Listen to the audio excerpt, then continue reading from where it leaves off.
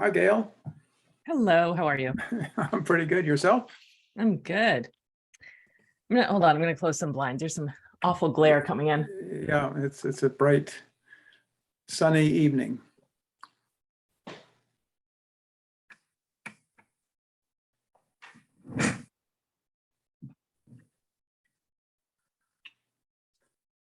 Good evening, Steve. Hi, Jim. How are you? Hi, I'm okay, I guess. Good. Nice day and all of that. Supposed to rain tomorrow, though.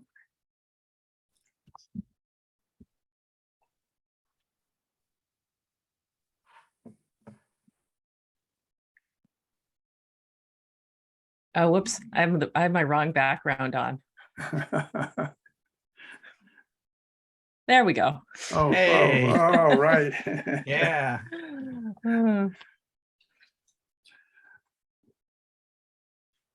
So I know Craig is not coming. He's out of town I believe, or has some academic thing happening tonight. So we are just waiting on Graham. We should be here shortly. I was going to call him today and ask him something, but I never did get around to it, or it got late in the day.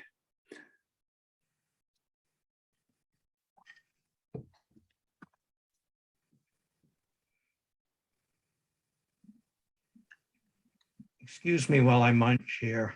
That's good. No worries, that looks good. Is that a biscuit? A cranberry scone Oh, yeah. That's made with cranberries that we picked in town out in the dunes last week. Wow, fancy. That's great. I mean, out to the east of us. No, The dunes meaning, Like the Cape Cod dunes? yeah, in oh, okay. we're in Provincetown. Oh, Yeah. There's some nice wild cranberries in Julian's Bog Mm. in the Bower. Yeah. So, actually, we have them behind the house here. Oh, nice. Yeah, it seems like a good cranberry year for whatever reason. It's- Surprising with all the, lack of rain.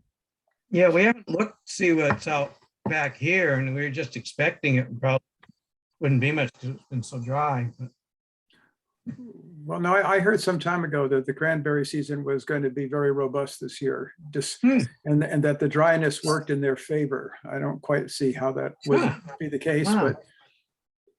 but all this late moisture may have changed that prognostication, I guess. I don't know, but I do love cranberries. Are there really some at Julian's Bog?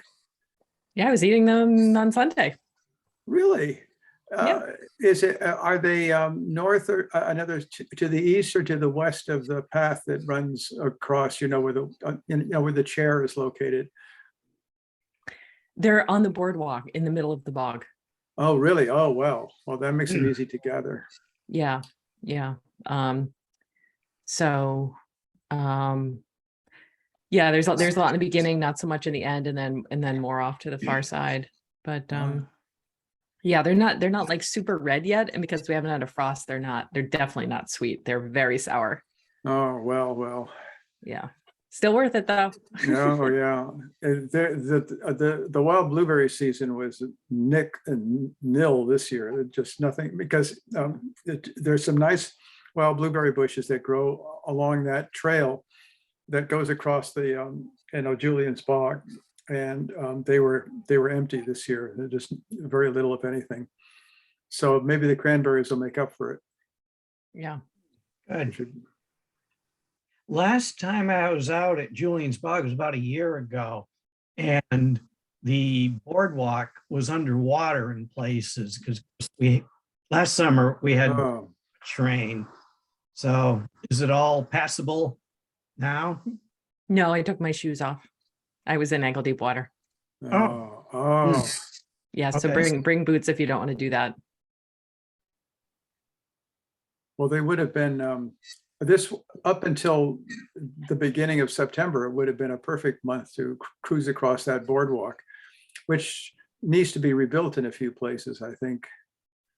It really does. It's it's sinking pretty badly. Yeah. All right, here comes Graham. Maybe with this new laptop, he has a new Dell laptop. You'll be pleased to Ooh, know. fancy. Okay. Yeah. Well, new laptop works on Zoom.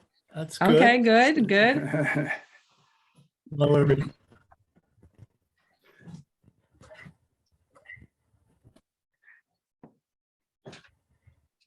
Well, hello, welcome everyone. Craig isn't joining us, so we can get started.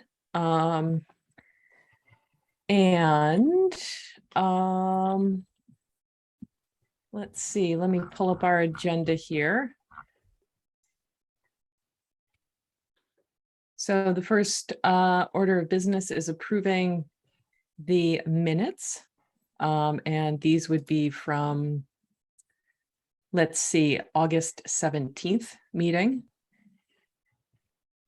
Which You amend it, you send out some amendments too. Mm-hmm. Yeah, as amended, and these are the minutes I wrote, right? So Correct. Yes, yeah. I move we accept them. I did Second. change them the way Gail requested. Sounds good. All right, and Steve did a second. All in favor? Aye. Great. Graham, Wonderful. could you send me the final copy so I could I shall indeed. host it in the appropriate places? Okay, and Jim, you then send them to the town clerk or something. Yeah, I do sent you? them to the town clerk and post them online. Excellent. Okay, I'll send them at the end of the That's meeting. ahead. I'll put a little flag here. All right. All right. Anything going on in the hut besides wasp mitigation? Yeah, no, that was the excitement of the month. Killing a few wasps, and I will. I worked out where the wasps go in and out. It's right where the padlocks are. I'm going to put flaps on there so that we can lift the flaps, but wasps can't. And Great. I'm sure. I'm figuring. I just was looking for some clear acrylic scraps around the house to do that with. So, but Where are they getting in, Graham? oh, okay. As you look at the work box, the orange box, Yeah. and where you there's two possible padlock spots, and we Yeah. only have one padlock. They go in right there. So it's in the toolbox, not in the hut. Correct. Yeah, not in the hut. Correct. Oh, Yeah. okay. Okay. But it's disturbing in the nighttime if you open if it's a warm night and you open the toolbox, the spares box, and wasps buzz around you. So it's a good idea to exclude them. Yeah. Well, great. The only other hut news I have is that I am working on a security changeover for the monitoring. Luckily, Graham, for your security code, you won't need to change anything for Simply Safe because yours is unique to you. And our MLP security code is going to change the same. It's unique to all of us, but the ones for Certex, the ones for Shelled will remove Crocker. And the monitoring is going to be shifted over to Holyoke Gas and Electric. So that will happen sometime over the next 2 weeks. We will also need to change I'll do a hard code change on the door. But that's kind of going to be phase 2. In the meantime, the inside security system is enough to keep the riffraff out. At least know if they get in there. And everyone in our teams is trustworthy and all that. So anyway, that's coming. I obviously we won't be distributing that in a public meeting, but I will let all of you know over email when that change happens and what the new codes are. Protocol is going to remain the same. If you get in there, enter your code, and then the phone will ring and just identify yourself. It'll be called into by the Holyoke Gas and Electric teams. Yeah, one other thing about the hut, I gone to non-summer mode now, and there's only one HVAC unit running as most of the year because the air temperature outside is enough to cool Right. in an emergency. Yep, wonderful. All right. I know we don't have any service reports yet. I talked to Shelled today about that. We won't get that first report until October for this month, September. So that's coming soon. We'll also get the monthly reporting at that time for our inventory for active customers, basically everything we've gotten from Crocker. It'll be in a slightly different format, but that's coming. Gail, does Shell have the dashboard running up? The status dashboard, is that running yet? I can log in and see the trouble tickets. Mhm. And also I get notified of ONT problems that just got started yesterday, in fact. So every time an ONT goes offline, whether it's a line break or it's a dying gasp, which means there's a power outage or somebody unplugs it, I get a notification. I'm setting on my inbox so I don't get slammed with 800 emails if the whole town loses power. But yeah, it's nice to have some visibility into all that. If you can share that, Owen, if you can share the dashboard log on, or give us our own logons to the dashboard, that'd be good. I'm sure I don't Okay. want to know when ONTs die, but that'd not be nice to be able to log on and look if there's something going on or might be something going on. Yeah. Do you want access to the whole all tickets on the dashboard? Yeah, might as well. Yeah, sure. Okay. They might be a little squirrely about that because it's all Shelled customers. I will ask though. Oh God, can't they segment it into Shutesbury? No, it's all of their customers together at this point. Do you still want it if it's everybody and they say it's okay to get that? Yeah, I still want it. Yeah. Okay. I mean, I'm not a security leak for them, I'm sure. Yeah, If they trust you, they should trust me.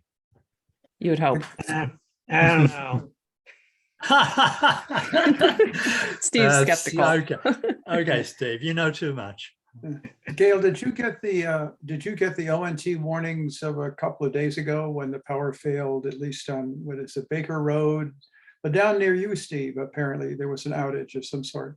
Yeah, During the and my storm. power didn't go out, but I got an email from National Grid saying there was an outage near me and that 154 customers were Yeah. affected. So I did not get them because it was just started yesterday. Oh, all right. Okay. Just wondering. So, Gail, does that mean you'll get ONT outage emails no matter how you set it up for all of Shelled? Is that No, I can get they have the You can filter? ONTs. Yeah, they have the ONTs. The ONT notification is different from their call-in ticket system. Right. The ONT is like a push notification that comes saying that this ONT is offline, where the Right. ticket system is like every time a customer calls in, that's what the ticket system is. Yeah. Well, I would hope they'll work out how to segment their ticket system, but that's their that's their business model, whatever. At some point or other, to make reports to us, they have to filter anyhow. I mean, they can't, so they'll have some way of doing that. So yeah, just ask for the same access for me, and we'll see where they go with that. All right, sounds good. Financial report. So it's a little bit, everything's fine. It's just a little bit slow going. I got my first monthly report from Gail Wise. Apparently I still wasn't on the email list for that. So I asked Becky a third time for to get me on the list. The thing that's weird about the monthly reports though is that they don't include income on there. yeah, So those, that's a separate thing. So I asked Gail if she could please get me a report about that. Because it's not really, I mean, I know how much we spent because I've been doing the invoices. What I want to know is, did our payments from Crocker come in? So anyway, still waiting on that, that report. that's why I created the spreadsheets that I made that showed, what our actual income and expenses were. Because what Gail Weiss is looking at is the money that was funds that were appropriated at town meeting for FY23 is all available to us beginning July 1st. And so she's just looking at that and saying, okay, you spent so much in this line, item, so much in this line item, you got so much left. And, she's not looking at what our income is. That just, it's not really her area. Yeah. But so, at the end, Is that because the MLP is MLP business and she's doing the town business? Is that kind of the essence of why she doesn't look at the income? yeah, because to her, we had an appropriation of, 300,000, whatever it was on at town meeting effective July 1st. So she's just looking, well, we haven't spent over that on any of those lines, so we're fine. The town meeting appropriation is as if there was no income coming to us. And yet our appropriation is also based on our projected income. Exactly. So it's an odd system. But say that's why I just created the spreadsheet I did to track it, because I wanted to know, here's what we've taken in, here's what we've spent. In the first couple of months, we may be in the red because we're having to spend money before the revenue comes in from the ISP, which is a lag on that. So.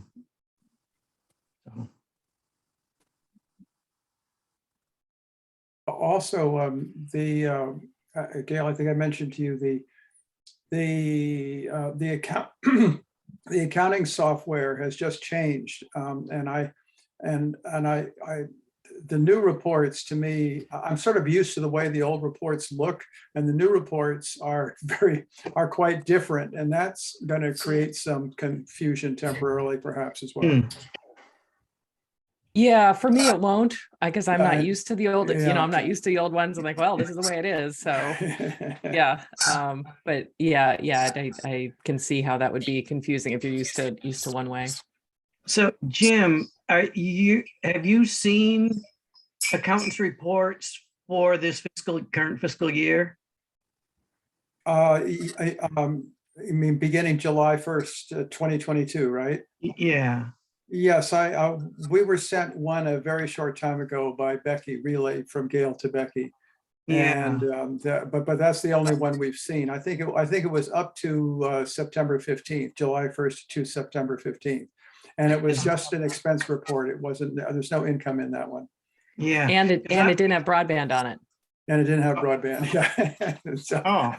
So it was. And I didn't get that. And I'm curious if Becky has taken me off the list, which I would prefer to stay on it. Well, you gotta talk to her, call her, email her about and that. if she took me off but put Gail on, that would be one. But if she took me off and didn't add you to it. I think things are a little bit hectic and confusing at town hall right now. And so they got their mind elsewhere. We all know where that elsewhere is. So they're not paying a whole lot of attention to us and our needs. Yeah. Steve, if it happens that you're still off the list, I can just hit forward. It'll take, 5 seconds. And so don't worry about that. I'll just make sure I get on the list. Assuming you get on. Right. Assuming that happens at some point. I'm going to share my screen quick and show you something that's nice that got done today. And that is this right here. Look, our logo. Hey, is on their they're on their page. Which is nice. They also have a special Shutesbury link, which is also nice. So this goes to our page. Hey.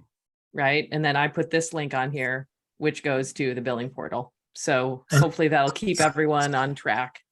And is that a hot link, the Shutesbury net at the top there, or is yes, okay. No, is it a almost hot link? No. No, it just Okay. it just its own self. Yeah. Okay. Yep. So anyway, that's nice. We're just increasing the branding a little bit there. So I'm going to talk about the transition a little bit. We're still trucking along. it has been a tremendous amount of work. It continues to be. As of right now, we have about 400 accounts that are still unpaid for September. So what that means is about 360 customers have either set it up through the online portal, or they've gotten their paper bill and have submitted payment. The reason I'm telling you this metric is because it's the best way for us to figure out how many customers have done a successful transition, right? They've gotten the bill and they paid it. I put in an automatic pay set on a debit account, and I set it for 2 days beyond, 2 days later than what I was setting it up, and it didn't automatically take it out of there. So I had to go back in and send it for the month. And I just wonder whether there's something that has to happen at the other end, at the shelled end, to accept automatic payments. I don't know, but I was surprised that my automatic payment, which, I'll check again next month, was set to pay on the 10th of the month, and it didn't. On the 12th, it had not gone, and so I did it manually. Mhm. Yeah, I couldn't speak to that. I'm not sure how their billing system worked. If it doesn't, call their billing department and see how it should function. Was it over a weekend? No, it wasn't. No, it was a week. Okay. Well, it might have come due. It might have been the day that it was going to pay on the weekend. That's interesting. Okay, I might check in with I've forgotten her name. That Kelly. woman, Kelly, yeah, just to tell her that happened to me, just in case that's useful to her. Okay. Gail, I have a question about that. I mean, I went through the setting up the billing and all the rest of it, and they have yet to bill my credit card. Which surprises me. I would have thought that. I mean, I set it up so that it so that I would be billed during the first block of time, which I think is from the 1st to the 15th or something like that. And but they haven't billed my credit card yet. Is that a surprise, or have others already seen payments cycle through correctly? I've been sort of monitoring this. Yeah, I can't speak to it. I have no Mhm. visibility into the billing for security of Yeah. how it's set up, or how it Sure, works, or yeah. when it comes out. So if you have questions, yeah, the best thing is to ask Kelly. I'm at an extra disadvantage here. I don't have an account, right? So I Oh, they yeah, set of up course, yeah. just for testing purposes, they did set up a dummy thing so I could go through and make that recording about how to set up their portal, but there's a chunk of this that I just don't have visibility to. So anyway, if you have Okay. questions about like how it's working, or when payments come out, best to ask Kelly. Steve, you had a question? Yeah, I didn't do anything. I mean, I signed up for it, and I have not received a paper bill. No, that's weird. I got a paper bill. I got a paper bill. Yeah, so there's about 150, this is another statistic, about 150 customers have contacted Shell Billing for billing questions, whether to get their account number. A lot of people never received a paper bill because their address with Crocker was wrong. The mailing address that Crocker pushed forward was not correct. Many cases it was the service address and the billing address were different for a customer. And I know that's not the case for you, Steve. Well, the only thing with me, of course, is I have an Amherst mailing address. That's it. It's this chunk of town. It's not like this chunk of town has an Amherst mailing address. Crocker had that correct. That's so you pay lower taxes, right, Steve? Yeah, I bet. Yeah, well, that explains it, Steve. You were in the tranche of people then, I bet, that didn't get that paper bill. I don't know what the number of people is, but it's a significant. It's a lot. The town, and I believe Craig probably has an Amherst mailing address also. Yeah, not all those bills made it correctly. So they've been working on fixing that. You said 150? Was that through? Yeah, it's 150. it's not that 150 paper bills didn't get there. There's 150 support calls during this process, during the transition. Everything from, I don't know my account number, is this legitimate? I couldn't log into my online account, all sorts of questions. Okay. Because Steve wouldn't have a call in. You don't have you're not in that 150, are you, Steve? Because you haven't called them. No, that's true. I have not. I just am Yeah. sitting back waiting for the bill. And of course, Yeah. I was last week, and so I had the mail held, but I picked up and there's this big stack of mail, nothing from Sheld. So, but yeah, this is curious. That it would not be uncommon to have a billing address different from the residential address for Landlords. landlords who might be paying for the service. So Yeah, I don't know what happened. There's some finger pointing going on of like, Crocker saying, well, we gave them the list, Sheld saying, the list wasn't correct. At this point, I don't feel like it's worth it to track down the problem. The important part is like Sheld is fixing it and, going through all the addresses and making sure that the mailing address for all the bills are right. What's your 911 address, Steve? Is that Shutesbury or Amherst? it's 911. yeah. Yeah. I was going to say they could use the 911 addresses, but it won't work for you. Yeah. They checked all the 911. The problem is with that though, if they use the Shutesbury zip code, then my mailing zip code is the Amherst 002, because that's what the post office delivers mail to this part of Shutesbury. But for 911, when we had that issue with the 911 call I made that gets diverted somewhere, and this person's asking me to spell Shutesbury, and I just said 01002, and immediately they patched me right through. As soon as they got the zip code, the Shutesbury zip code, they knew right what to do. So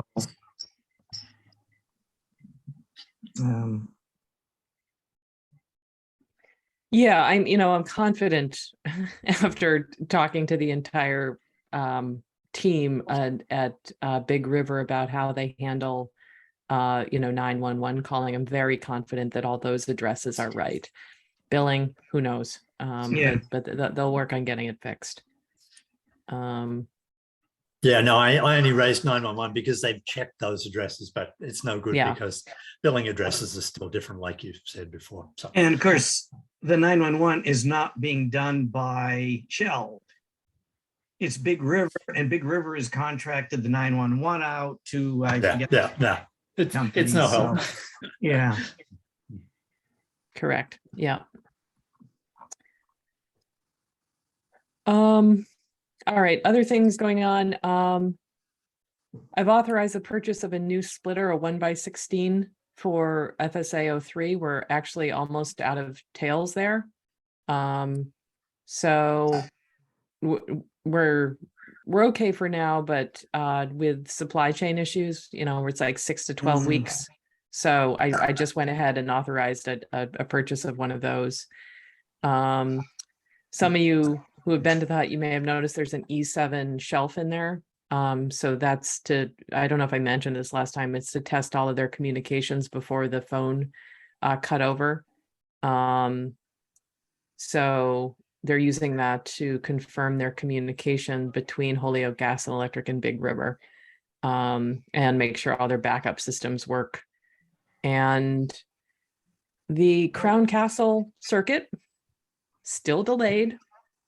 Again, Again, it's really bad. But you had reported a while ago that it was connected, it was complete, but they hadn't tested it. Yeah, I was wrong about that.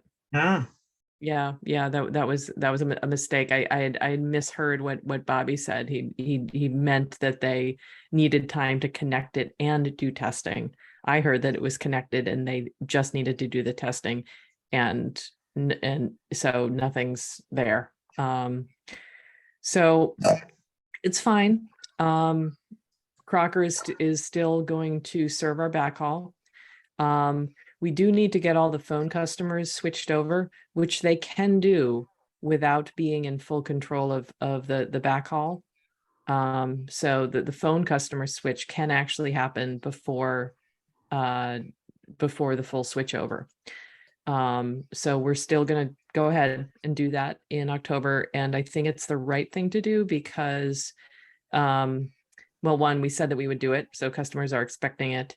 And it puts Sheld in full control of being able to troubleshoot phone issues and just puts all customer issues squarely in their hands instead of having this strange circle that we have now where phone issues, Sheld customer support has to contact Crocker, who then has to look into the phone issues because they're controlling that. So we're going to go ahead with that. And the full cutover for the Gail, let me just ask you, the phone cutover mean it's Big River that will be operating the phones rather than Crocker. But Crocker will still be the network operator. So how does the connection out to Big River, which normally, eventually will be Holyoke connecting out to Big River. So is it Crocker that has to connect to Big River now?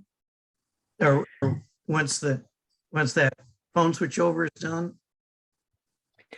No, it's a matter of moving. This is my understanding of it, of moving the phone customers over to Big River service and ensuring that there's a connection between our hut and Big River, which is already done. Mm. The backhaul is the only thing that Crocker would provide. Okay. So because the 10 gig still goes into the Crocker hut, right? I mean, that's the circuit. The Crown Castle circuit goes between our hut and Crocker in Springfield, and that still hasn't changed, right, Gail? Right, and this is the whole frustration, is trying to get a new Crown Castle circuit, which is proving very difficult.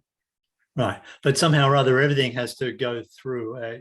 If your question, I understand it, Steve, is everything's still kind of going into the box at Crocker on the 10 gig, and somehow or other, something else is happening after that point, which, Crocker and Holyoke HG must understand, but we won't necessarily. So.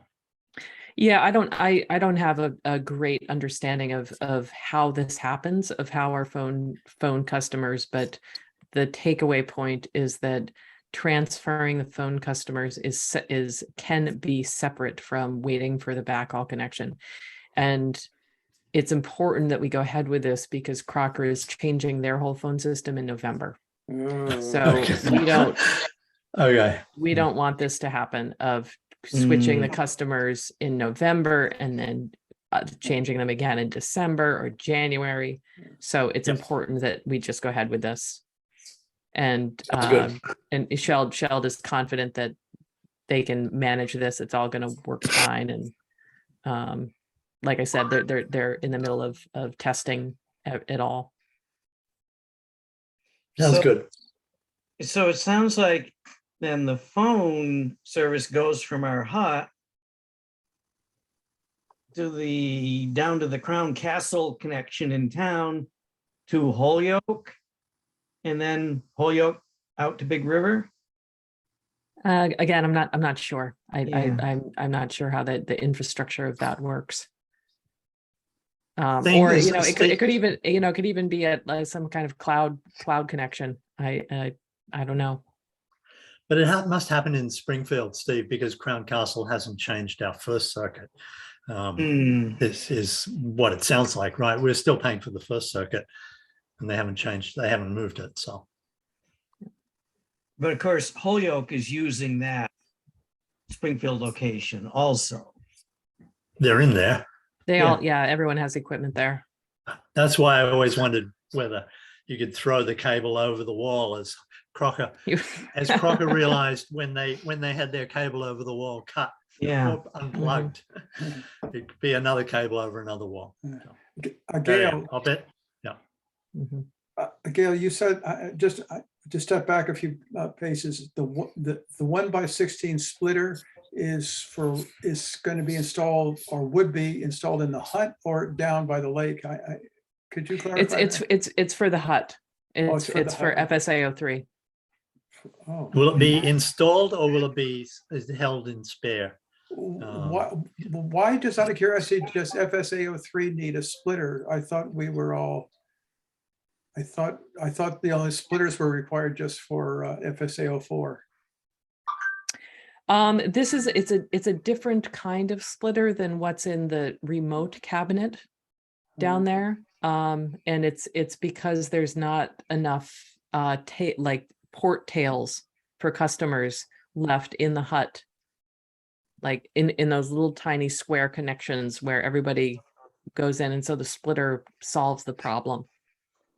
Oh, Jim, okay. we'd almost used up all the spares from the splitters Oh, okay. or all from right. the FSA 3 splitters because so many people have since subscribed.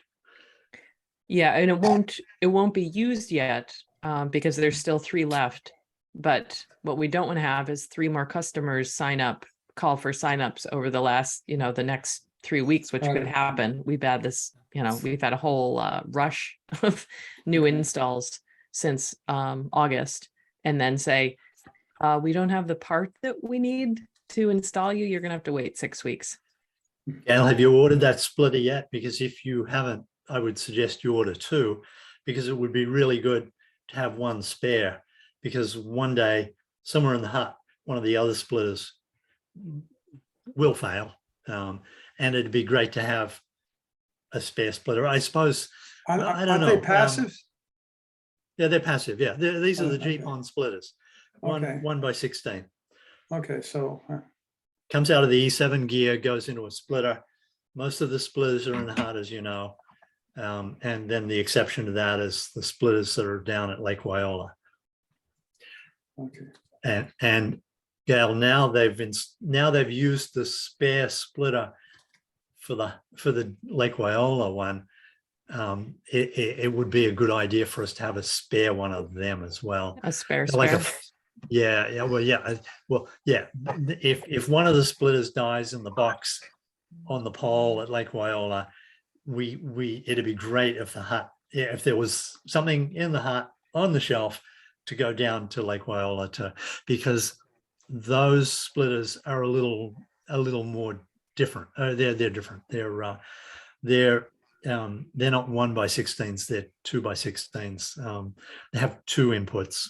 So it's the same as the one. It's the same as the ones we installed, but it's a different spare. So we kind of need 2 spare splitters. One that goes down in Lake Wyola and one that goes in all of the others in the hut. The one down at Lake Wyola, the ones down at Lake Wyola are a little more likely to fail because they're heat cycling and maybe humidity cycling because they're just up on a pole out in the weather. There's no environmental control in that box except to keep things dry. So the life expectancy down there is a little lower than what a splitter can expect to have in the hut. The fact that they're Okay, that's a good passive, suggestion. I will run it by them. Yeah. The fact that they're passive doesn't somehow guarantee reliability, complete reliability. No, it helps them, but it doesn't. Humidity eventually might. Okay. So they have a life expectancy. It's a long time, but stuff happens. So is this Shell that is, or HG&E that's handling this, Gail? I mean, you're ordering it, but is it their recommendation? And Yeah, it's Shelled renting that. if they know they have these spares, then I'd be happy with their spares. But I think that Sheld might have had 1x32 splitters. I'm not sure of that, but I think that there are You different. are correct. That's why we had to order this, is because they're bigger than us, and so they don't have this size, and why they recommended that we get this. Yeah, okay. So, I think in a pinch, like, if we absolutely ran out, I'm sure that they would lend us or, sell us one of theirs. We've had a nice understanding there. And I'm continuing talking with Bobby there about how much inventory of things do we actually need to buy, purchase, and keep in stock, because they have so much more equipment. They have warehouses filled with it. So we haven't come to any conclusions, but he was very clear that if you guys run out of anything, yours is ours. So don't worry about it. So going forward, it's not something I want to tackle now. We are just still, I'm not going to say overwhelmed, but there's just so many details happening with this transition that need to be handled. So another operations question that we'll tackle probably in the new year is like, what's our inventory going to look like? We do save, well, that's not, I was going to say we save money on it, but that's not true, because we'd still have a 10% upcharge with them for ordering it. Even if it's quote unquote ours, whether that stock came from ours or theirs, we at some point end up paying that 10%. So anyway. Yeah. Question, well, if there's spares later. that they don't have, if they don't use 1x16 splitters, then we should buy it, we should own it, we should keep it in the heart, and we'll put a big label on it. And likewise they definitely won't carry the duplex input splitters that we have down at the thing. So once again, we should own it, we should have it, and just know that we have it. Yep, good idea.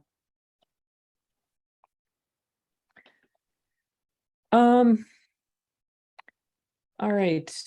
One thing that I want to bring up that's not really a decision, but something I've been thinking of is I'm a little bit concerned at how much of our operations hinge on me. Access to all my, the files and now the financials and everything. So one thing that I want to do kind of towards the beginning of end of this year, beginning of the new year, is come up with kind of like a disaster recovery plan. Disaster meaning like Gail gets hit by a bus, of making sure that all of you know how to get into all of the Dropbox files. We have a filing cabinet, but that's not what runs our quote unquote business. It's all my electronic files. All of the the Dropbox, which you all have access to, but you probably don't remember what the passwords and all that. So that, and then also rewriting our manual that just kind of explains our overall operations, who to go to for what, kind of our own little mini version of Keyman Insurance. So I'll keep working on that. Again, I can't do it right now because there's too much other stuff, but aiming towards the end of the year for that. And Gail, you could always do it in outline. You could always do an initial thing in outline and then just fill it in details. Because if you give us a really big, extensive, manual, then we also won't kind of find our way. But if you give us the outline first, and then we can work our way into it, if and when we need to. But yeah, don't worry, it'll have a table of contents and all that. Oh yeah, So, no, it's a good idea. Thank you for suggesting it. Gail, Steve, this sounds good, and I'd actually been thinking in similar terms myself, as kind of big picture, forward-looking things. One thing that occurred to me also is, the MLP board is 3 guys in their 70s.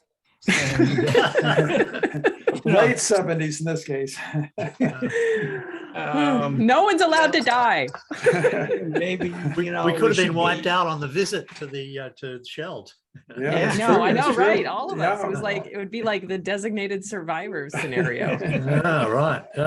Yeah. We do have Craig, who, you know, is younger, but, you know, Craig, of course, is still working, where us other white-haired guys are all retired. So, so I've been thinking, well, we might want to think about, you know, do we want to be looking for, you know, bringing on some new folks? And then as I was thinking about this, I thought also, you know, I thought how we're so dependent on you, Gail, that this is a concern. So, and I wasn't going to say anything about any of this until the transition is done. That's obviously the big thing now. And, you know, come next year when things are running smoothly, then we can start, you know, pull back and start thinking about more long range planning here. So I'm glad you're thinking about this, Gail. And I think this is I think you've got a good thoughts here. Yeah. Yeah. So great. I'm glad we're all on the same page with that. And I'll yeah, keep you posted on how it goes. And it you know, it's one of our meetings when it's all done. It'll just be running through everything with you. And giving each of you an email or a piece of paper, something that has all the information on it. And you know, we should probably update that every year or two. For one of my other committees, I have a Shutesbury.org email address. You could always, we could all get one of them, and you could set it up so that notifications that you get that might be useful or necessary for someone to cover for you, that they just go there, and we'd never bother to read them unless there was some event that made us, oh, okay, let's find out what's going on now. Yeah, so that's another possibility. Even for you, Gail, if you don't want to get like an email buried with, you know, with Shell's trouble tickets or whatever, you know, you can have this special email address. That, anyhow, that's. Oh yeah, I already do. Don't worry. There's nothing that goes to my personal email. It's all broadband@shutesbury.org, and that'll be part of that, is to make sure all of you can get into that email. You know, at this point, there's tens of thousands of emails over the last 6 years that you could go through if you wanted to. Sure. So yeah, it's amazing how much email that you know, I'm averaging about 5 to 7 emails a day. So, you know, like 50 emails a week, not counting trouble tickets. With, you know, so it's a heavily used inbox. All right. Let's see. I have 2 more things on the agenda. Does anyone have anything else? One of them is discussive ARPA funding, and one is going through some of the debrief things, which is not anything urgent, but it's going through what's happened in the transition so far, what we've learned, what you know, I'd do differently next time if we did it again, kind of thing. So why don't we start with ARPA funding? So Jim sent around that email about how the final tranche of the 530,000 is coming to Shutesbury at the end of this month. What's interesting is that there's separate monies available from the state's ARPA allocation. So it sounds like there's like 2.7 billion left of the 5.3. And at least $50 million of that have been transferred to a special state broadband innovation fund. And so I like that the Executive Office of Housing and Economic Development and MBI is working together. So it's not MBI just on their own. So, you know, we have like Bill Lennon is involved with this, I assume, and Caroline Kirk and with an administration change, who knows what's going to happen, but at least for now, that's, there's people who I trust and are good at this, who are looking out for that 50 million. What I didn't understand from the email that Jim sent, that came, was is there another $112 million? In addition to that 50 million, or was the 50 million part of it? I don't even know if it matters, but the takeaway point is that there's special money available for broadband. So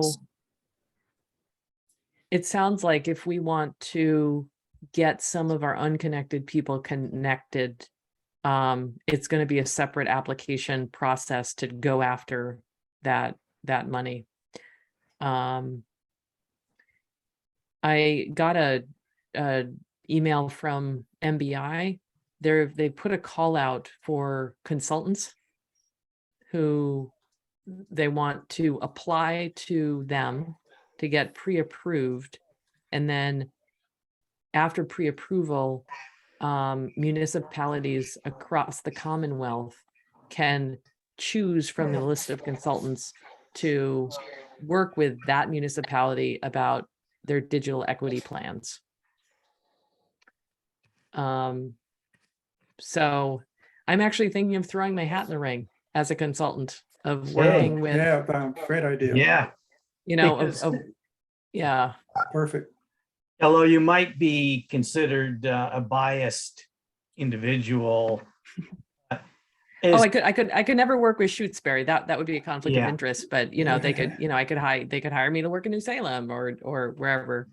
So As soon as I heard that MBI, you said that MBI is looking to hire consultants, I just thought, oh God, there goes.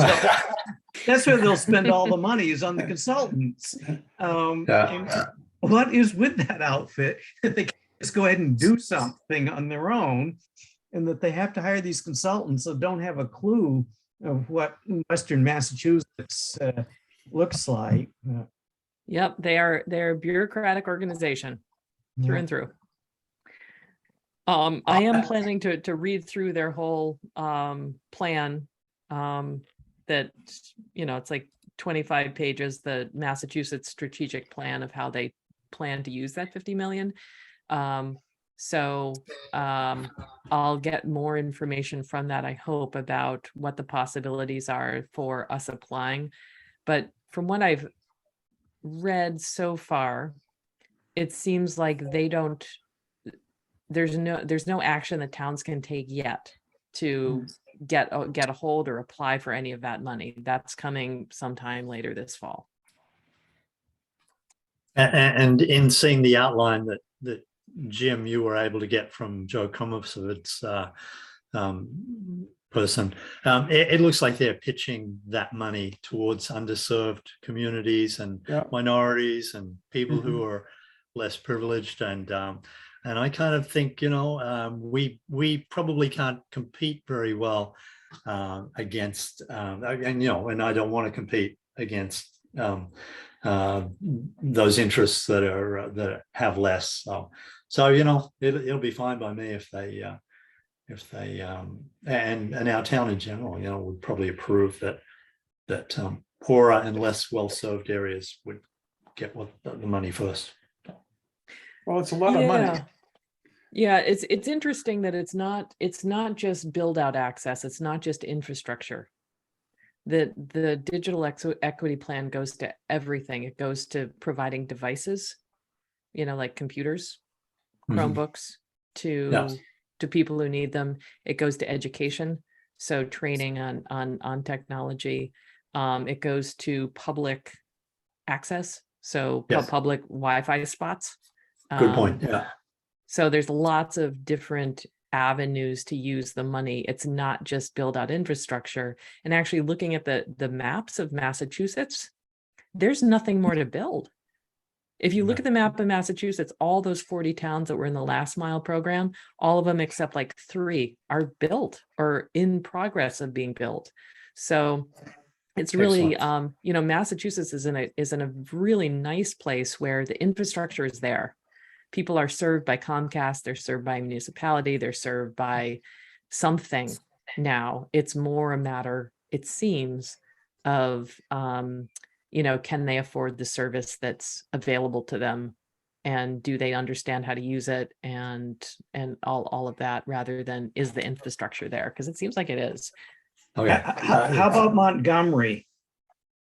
Oh, did they? I don't know. I have to look at the map. I kind of doubt it. the 25 households in Montgomery?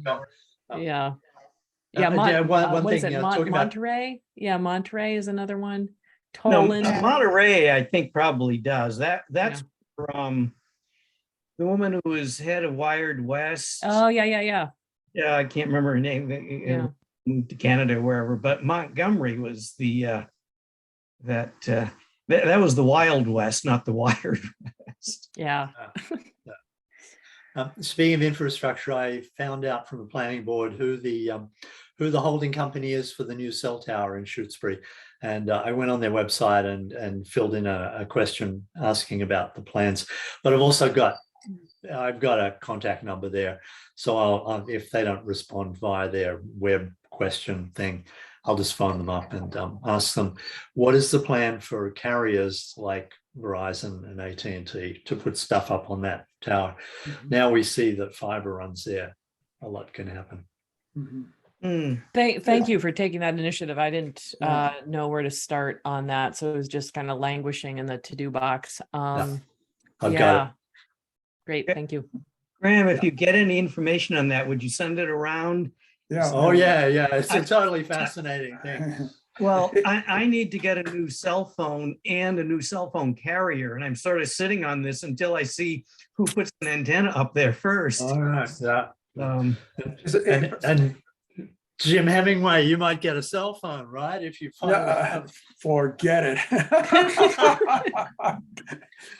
An old horse can't learn new tricks, believe me. well, we give you a secondhand one. An old one. Oh, thanks a lot. Is there any indication from the webpage, which I haven't seen myself, whether what's on the tower right now is exclusively for the service? The web page, I've forgotten the name of the company, but they're a holding company for cell towers. So they're one of these third parties that owns and manages cell towers, and that's who is, and they don't have a phone number on the. First up, I went to the gate. Usually you can find out who owns the tower by looking on the fence outside, but they don't have their sign up yet. So anyhow, it's a cell tower holding company. It isn't Tower Resource Management by any chance, No, is it? it's not. Okay, because they're the no. ones that approached me some years ago. Yeah, no. Just curious. And it's not a Consolidated Tower?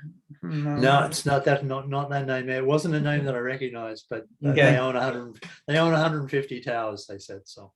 Oh. Oh no, that's how it is. That's how the business runs. Yeah, I know. Well, I'm just curious to know whether what's on the tower right now is, I mean, there are six elements, so to speak. And everybody in town thinks that, oh my goodness, when can I when can I connect to this and have great cell phone service? And I keep telling them, I don't think this is happening and will happen for quite some time, but maybe I'm wrong. They must have some sort of schedule, and maybe it's 5 years, but I'll find out. Okay. Wonderful. All right. Well, while we're talking, I was thinking about this whole debrief thing of like what worked well and what didn't. I think we should hold it because the transition's not done yet. There's still more to go. So, I met with Sheld last week to go over what we had learned so far because they were about to meet with Leverett to start the process. And so we thought, well, we might as well do this now. It'll be helpful for Leverett. It'll be helpful for Sheld to kind of glean the learnings so far. So I have half of it done, but let's just wait on this because we still have the phone transfer to get through and everything. Yep. So we'll do this next time, or actually probably in November, not in October.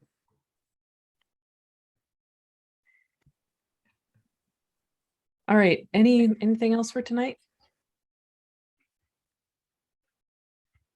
Gail, I did write Margie McGinnis about whether Leverett has any interest in, the $15 million pot of money that's sitting somewhere in Boston for broadband use. I just wondered if she had any ideas of whether Leverett had any notions about how they might want to use some of that money if it were made available.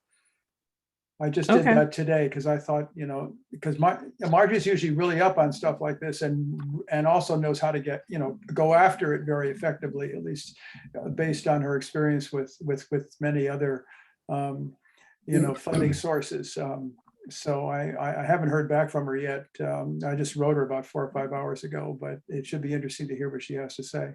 And I'll pass that along to everybody once I learn more. Great. Okay.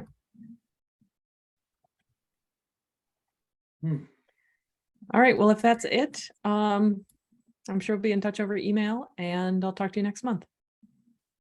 Okay, thank you for all the hard work. Thank you, Yes, Gail. Thank you, Gail. Great Of job. course. Of course. Thank Yeah, you. great All job. right. Yeah. All right. Talk to you soon. Bye-bye. Bye-bye. Bye-bye. Bye-bye.